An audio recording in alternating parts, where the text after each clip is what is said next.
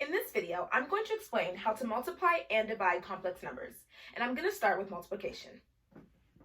There are two ways to multiply complex numbers. The first way is FOIL. Here's an example.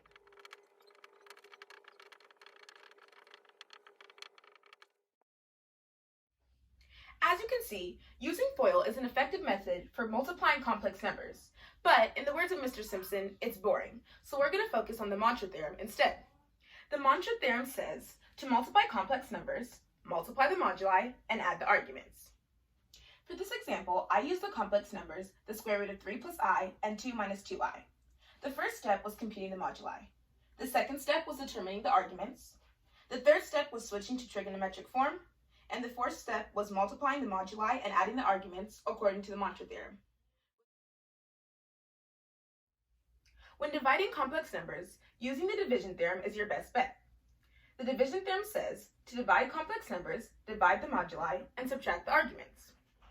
In this example, I'm going to use the complex numbers, the square root of 3 plus I and 1 minus the square root of 3 times I.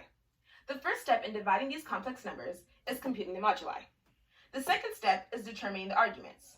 Then you switch to trigonometric form, you divide the moduli and subtract the arguments, and finally you simplify.